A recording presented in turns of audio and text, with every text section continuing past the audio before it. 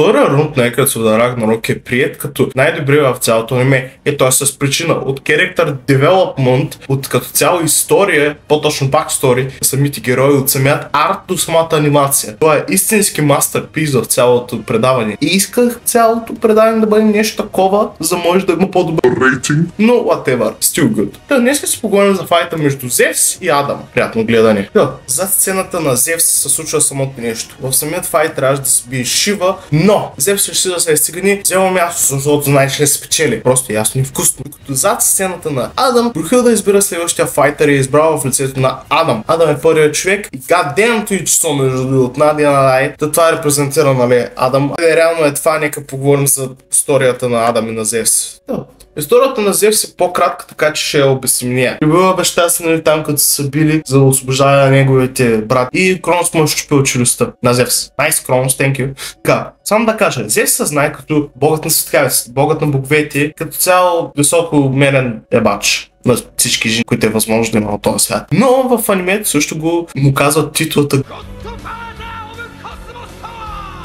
което е изключително досадно. Зевс е изключително тъп герой, много ма дразни, ева и тъпанария, докато Адам му е малко по-дълга историята. Докато са живяли в Идгард заедно с Ив, са живяли като царе. Само че змията е имала други планове. Та змията решила да изнасили Ив по изключително гаден начин. Само че Ив е избягала от змията и змията се е ядосала и отхавала от ябълката. И след това идва една невероятна сцена на съд в буквален смисъл на думата, където ще съдят Ив, за да може да бъде прокудена от Ивгардан. Само че нашия приятел, нашия красавец, нашия секси маняк Адам, Сигмата, идва с две кошници с ябълки, отхапвал един път от всяка и ги шплюва на земята. Като това мисля, че е ясно какво означава, т.е.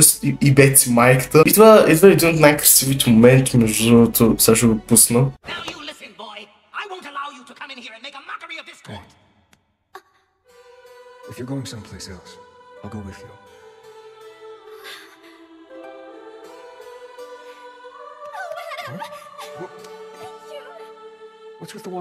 Видях ли го това?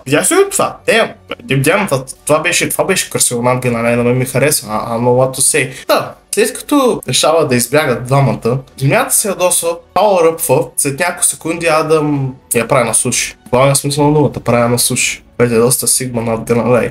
След като поговорихме за историята на двамата, това беше изключително трудно. Нека поговорим за техните пауъри, защото са доста интересни. Нека поговорим първо за Зевс. Той има най-различни пауъри, като Divine Axe, Meteor Punch, спиране на времето, акселерейтване на неговия мувмент, няколко пауър-ъпа. Това е basically, няма какво да кажа. И Dragon Ball Power, ако искате така да кажа. Dragon Ball Power, разбирайте, супер фаст пънчес. Това е Meteor Punch, сам да кажа. Адам е друга история. Той има около две абилитета и неговото оръжие, между другото, нали, както казах миналия път, валкирите стават оръжие. Неговото оръжие е това. Не си спомням, ако беше, мисля, че беше Knuckle Bracelet. Нали, ще напиша името тук.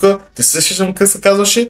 Адам, неговото абилите, може би едно от най-щупените в целия аниме юнивърс. Не говоря само в Record of the Ragnarok. Говоря изцяло във всички анимета. Неговото абилите е Divine Reflection, който е помрачително broken. Първо, той може да копира абсолютно всякакво абилити на противника и да може да го прави перфектно, даже и по-добре от противника му, което е изключително добро на Ганалай. Найс. Второто му абилити, преди да бъде убит, Адам не спира да се бие, докато ти свърши файт. Това го виждаме накрая във файта. Той не спира да се бие, даже да бъде убит, докато не прибие противника и не свърши като цяло файт, което е също изключително брокен умение. Изключително брокен. Нека поговорим как Аджаба завършва самият файт. Много е просто, много е лесно, пак е загуба за човека. Тъжно е, че загубихме един от най-яките характери в цялото аниме. Над Ганалай, Адам е изключително готин. Той е бил убит, но по един изключително гаден, мръсен, цигански, грозен начин.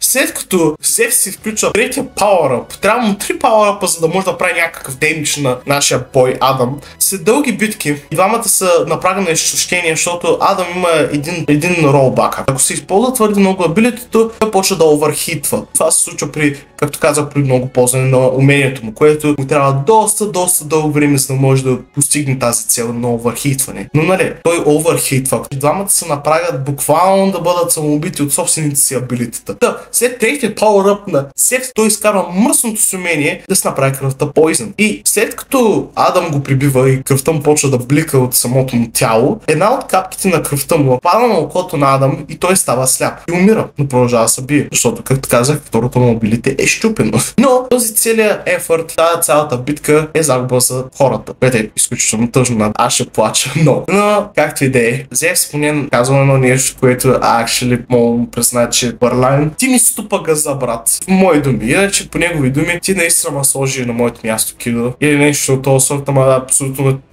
е нещо такова. Това е целият файт. Загуба за хората. Надявам се поне третия файт да е победа. Но това ще го видите в следващия клип. Благодаря, че ме гледахте. Аз бях Соджи. И весели празници, между другото, това го кача на Коледа. И довиждане!